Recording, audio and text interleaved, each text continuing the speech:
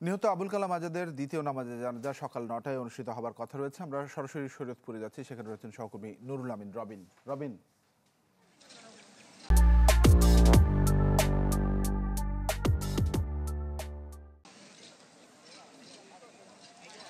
তানভীর, নিহত আবুল কালাম আজাদের মরদেহ কিন্তু এই মুহূর্তে পূর্ব পোড়াগাছা ইসলামিয়া যে দাখিল মাদ্রাসা মাঠে পূর্ব নির্ধারিত তাদের যেই মাঠটি ছিল যে সেই মাঠে নিয়ে আসা হয়েছে এবং এই মুহূর্তে কিন্তু জানাজা অনুষ্ঠানের জন্য যেই প্রক্রিয়া সেটিও সম্পন্ন করা হয়েছে। আপনি হয়তো দেখতে পাচ্ছেন যে এখানের যে সকল মুসল্লিরা রয়েছেন এবং তার আত্মীয় স্বজন পাড়া প্রতিবেশী যারাই রয়েছেন তারা কিন্তু এই জানাজায় অংশগ্রহণ নেওয়ার জন্য এখানে এসেছেন।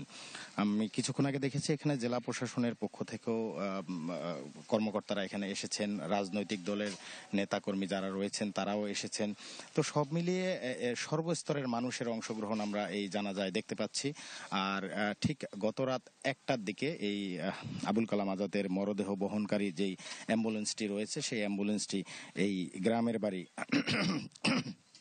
দুঃখিত নড়িয়ার ঈশ্বরকাঠিতে নিয়ে আসা হয়। আর এই মুহূর্তে এখানে জানাজা অনুষ্ঠিত হচ্ছে। জানাজাটি সবেমাত্র শুরু হয়েছে। মুসল্লি যারা রয়েছেন তারা জানাজায় অংশগ্রহণ করছেন। দুঃখিত দর্শক। আর আমি যেটি পরিবারের সাথে কথা বলেছিলাম, পরিবারের স্বজন বা তার পরিবারের লোক যারা রয়েছেন, স্ত্রী যিনি রয়েছেন তিনি যেটি বলছেন যে যেহেতু মেট্রো রেলের এই ঘটনাটি এর আগেও এই ধরনের দুর্ঘটনার শিকার হয়েছে, এখানে ছোটখাটো ত্রুটি বিচ্যুটি যেগুলি রয়েছে এগুলি সংস্কার না করে যেন এই মেট্রো রেলের এই বিষয়টি সমাধান করা হয়, এইভাবে যেন আর কাউকে অকালে প্রাণ দিতে না হয়। আর এই জানাজা শেষে মূলত এই আবুল কালাম আজাদের মরদেহটি নিয়ে যাওয়া হবে নড়িয়া কেন্দ্রীয় যে জামে মসজিদ রয়েছে সেই জামে মসজিদের কবরস্থানে, এবং সেখানে শেষবারের মতো বিদায় জানিয়ে তাকে দাফন করবেন স্থানীয়রা এবং তার পরিবার স্বজনরা। আপনারা দেখতে পাচ্ছেন এই মুহূর্তে কিন্তু জানাজা শেষ হয়েছে এবং মরদেহটি নিয়ে যাওয়া হচ্ছে এখান থেকে সেই মসজিদের উদ্দেশ্যে, নড়িয়া কেন্দ্রীয় জামে মসজিদ। জানাজা শেষে মুসল্লিরা এখন কিন্তু সেই মসজিদ থেকে রওনা করেছেন। পরিবারের স্বজনরা ইতোমধ্যে শেষবারের মতো তাকে দেখেছেন এবং সর্বস্তরের মানুষের শ্রদ্ধা শেষে কিন্তু এখন দাফনের উদ্দেশ্যে মরদেহটি নিয়ে যাওয়া হচ্ছে। যেখানে মরদেহটি দাফন করা হবে সেই জায়গাটি এখান থেকে প্রায় 2 কিলোমিটার থেকে 2.5 কিলোমিটার দূরে হবে। মুসল্লিরা সবাই এরই মধ্যে রওনা করেছেন সেই মরদেহটি নিয়ে। তো আমরা সকালে যখন এসেছিলাম এই ঘটনাস্থলে আমরা দেখেছি যে প্রচুর সংখ্যক মানুষের এখানে ভিড় ছিল এবং একটি শোকাবহ পরিবেশ আমরা দেখতে পেয়েছি।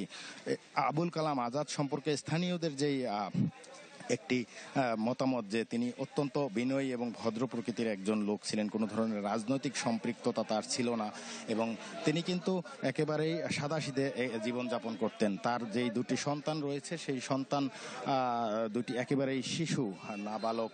তো সেই সন্তানের ভবিষ্যৎ নিশ্চিত করার জন্য যেন সরকারের পক্ষ থেকে পদক্ষেপ নেওয়া হয়। আর এখানে ইতিমধ্যে যদিও সরকারের পক্ষ থেকে কিছু আর্থিক সহায়তা তাদেরকে করা হয়েছে এবং পরিবারের কর্মক্ষম কেউ থাকলে তাকে চাকরির দেওয়ার বিষয়টিও বলা হয়েছে, সেই বিষয়টি যেন শুধু কথার মধ্যেই সীমাবদ্ধ না থাকে এমনটি কিন্তু পরিবারের পক্ষ থেকে দাবি করা হচ্ছে যে দ্রুত সময়ের মধ্যে সেই বিষয়টিকে বাস্তবায়ন করা হয়। আর আমরা এখানে তার মূলত এখানে প্রচুর সংখ্যক মানুষের একটি উপস্থিতি এখানে রয়েছে। সবাই শেষবারের মতো আবুল কালাম আজাদকে এক নজর দেখার জন্য এখানে সর্বস্তরের মানুষ এসেছেন। এক কথায় বলতে গেলে একটি শোকাবহ পরিবেশ আমরা এখানে দেখতে পাচ্ছি। স্বজনদের আহাজারি কান্না, তারা শেষবারের মতো হলেও এখানে তারা আসছেন এবং যারাই রয়েছেন তারা তাকে শেষবারের মতো বিদায় জানানোর জন্য একটি প্রস্তুতি নিচ্ছেন। তো সব মিলিয়ে আমরা যেটি দেখেছি যে আসলে এখানে এক কথায় মানে এখানকার পরিবেশ আমি আসলে বলে বোঝাতে পারবো না, যে একটি শোকাবহ পরিবেশ। প্রত্যেকেই মারাত্মক রকম শোকের মধ্যে রয়েছেন, কারোর সাথে কথা বলার মতো পরিবেশ এই মুহূর্তে এখানে নেই। তো আমরা আছি এখানে মরদেহ নেয়ার প্রক্রিয়া চলছে। অ্যাম্বুলেন্সটিকে ঘুরিয়ে নিয়ে যাওয়া হবে এবং সর্বস্তরের মানুষ কিন্তু তাকে দাফন করবেন।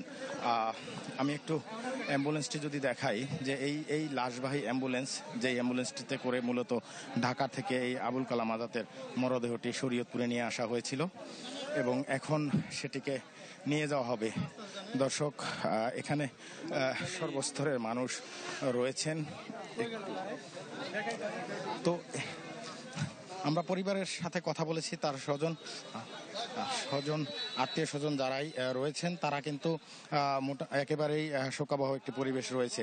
প্রশাসনের পক্ষ থেকে এখানে যারা রয়েছেন তারা এসেছেন। স্থানীয় প্রশাসনের পক্ষ থেকে যেটি বলা হচ্ছে যে তারাও এখানে এই পরিবারটির পাশে থাকবেন স্থানীয়ভাবে। কেন্দ্রীয় সরকারের পক্ষ থেকে যেটি ঘোষণা দেওয়া হয়েছে সেটি তো থাকবেই, পাশাপাশি স্থানীয় প্রশাসন, জেলা প্রশাসন, উপজেলা প্রশাসনের পক্ষ থেকে কর্মকর্তারা এখানে রয়েছেন। তারাও কিন্তু পরিবারটিকে আশ্বস্ত করেছেন যে তারা পরিবারটির পাশে থাকবেন এবং এই যে শিশু এরই মধ্যে পিতৃহারা হয়েছেন, সেই শিশুর লেখাপড়া এবং তাদের জীবনযাপন করার জন্য প্রয়োজনীয় পদক্ষেপ স্থানীয় প্রশাসনের পক্ষ থেকে যারা যতটুকু সম্ভব তাদেরকে সহযোগিতা করবেন। তো এখানে আমরা যেটি দেখতে পাচ্ছি, এই মুহূর্তে কিন্তু অ্যাম্বুলেন্সটি একেবারেই সেই নির্ধারিত জায়গায় অর্থাৎ নড়িয়া কেন্দ্রীয় জামে মসজিদের উদ্দেশ্যে রওনা করবে। রাস্তায় একটি যানজটের তৈরি হয়েছে, কারণ এটি একটি ব্যস্ততম সড়ক, ঢাকা নড়িয়া মহাসড়ক। এই সড়কে বিভিন্ন ধরনের যানবাহনের চাপ রয়েছে, যার কারণে অ্যাম্বুলেন্সটিকে কিন্তু কিছুটা এখান থেকে বের হতে কিছুটা বেগ পেতে হচ্ছে। তারপরও এখনই অ্যাম্বুলেন্সটি এখান থেকে রওনা করবে যেমনটি দেখে মনে হচ্ছে। তো তারপরেই মূলত আবুল কালাম আজাদকে চিরনিদ্রায় শায়িত করবেন এখানকার মানুষ। তো আমরা এই স্থানে রয়েছি। দর্শক, আমরা আপনাদের দেখাচ্ছি অ্যাম্বুলেন্সটি এই মুহূর্তে রওনা করেছে। অ্যাম্বুলেন্সটি কিন্তু যাত্রা শুরু করেছে, অ্যাম্বুলেন্সটি চলে যাচ্ছে। পেছন পেছন তার আত্মীয় স্বজন যারা রয়েছেন তারাও কিন্তু এগিয়ে যাচ্ছেন।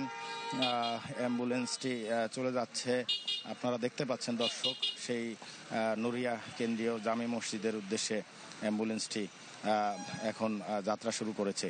তো দর্শক, এখানকার পরিবেশ যদি আমি বলি, শেষ বিদায় জানানো শেষ, জানাজার আনুষ্ঠানিকতাও এরই মধ্যে শেষ হয়েছে।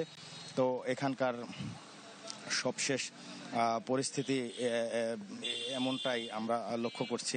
মানুষের মধ্যে শোকাবহ একটি পরিবেশ ছিল। তার স্মৃতি, তিনি যখন এলাকায় আসতেন সকলেই কিন্তু তার সাথে যেই স্মৃতিগুলি রয়েছে সেই স্মৃতিগুলি স্মরণ করছেন এবং সবশেষ তার পরিবারের সাথে কথা বলে আমি যেটি জেনেছি যে তার বড় ভাবিকে তিনি গতকাল মৃত্যুর পূর্বে ফোন দিয়েছিলেন এই দুর্ঘটনার আগে। এবং যেহেতু আপনি জানেন যে টানা 22 দিনের ইলিশ শিকারের উপর একটি নিষেধাজ্ঞা ছিল এবং শরীয়তপুর যেহেতু ইলিশের একটি অভয়ারণ্য, এখানে প্রচুর ইলিশ মাছ থাকে পদ্মার, তিনি ইলিশ মাছ খুব পছন্দ করতেন, যার কারণে তার ভাবিকে বলেছিলেন কিছু ইলিশ মাছ ক্রয় করে রাখার জন্য।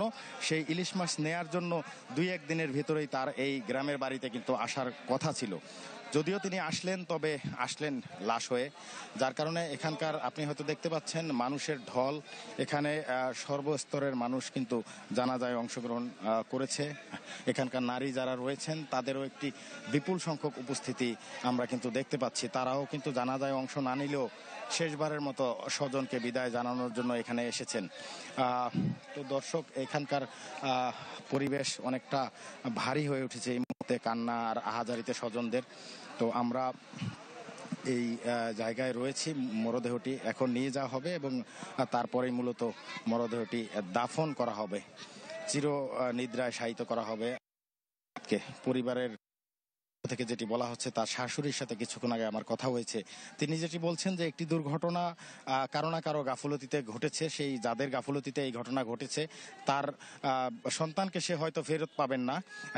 আমরা তার স্ত্রীকে দেখতে পাচ্ছি এই মুহূর্তে, তার স্ত্রী সন্তানের আহাজারি। দর্শক, আপনারা দেখছেন যে প্রিয়া তার স্ত্রী 2 সন্তান সহ তিনি কিন্তু আহাজারি করছেন, শেষবারের মতো বিদায় নিচ্ছেন। তো আমরা দেখতে পাচ্ছি তাদের আহাজারি, তাদেরকে তাকে স্বজনরা কিছুটা সান্ত্বনা দেওয়ার চেষ্টা করছেন এবং তাকে বুঝিয়ে বাড়ির ভিতরে নিয়ে যাওয়ার চেষ্টা করছেন। এখানে ঠিক এর সামনেই কিন্তু সেই মহাসড়ক, যেই মহাসড়ক ধরে কিন্তু মরদেহটি নিয়ে যাওয়া হচ্ছে। যদিও আমরা দেখতে পাচ্ছি তার স্ত্রী এখান থেকে যেতে চাচ্ছেন না, কিছুটা আবেগ আপ্লুত হয়ে পড়েছেন, তিনি কান্না করছেন। তারপরেও স্বজন যারা রয়েছেন তারা কিন্তু তাকে এখান থেকে নিয়ে যাচ্ছেন। তো এখানকার পরিস্থিতি সব মিলিয়ে কিছুটা শোকাবহ আমি বলবো। তো এখানে যেই অবস্থা, আমরা এই মুহূর্তে সবশেষ খবর এখানকার হচ্ছে যে মরদেহটি এরই মধ্যে অ্যাম্বুলেন্সে করে নড়িয়ার উদ্দেশ্যে যাত্রা শুরু করছে। সেখানে পৌঁছা মাত্র মরদেহটি সেই নড়িয়া যেই কেন্দ্রীয় জামে মসজিদ রয়েছে সেই মসজিদের কবরস্থানে দাফন করা হবে। তো এই ছিল আমার কাছে শরীয়তপুর থেকে আবুল কালাম আজাদ নিহত, যিনি হয়েছেন মেট্রো রেলের দুর্ঘটনায়, তার জানাজা এবং তার দাফনের সবশেষ তথ্য। রবিন, ধন্যবাদ আপনাকে আমাদের সঙ্গে যুক্ত হবার জন্য।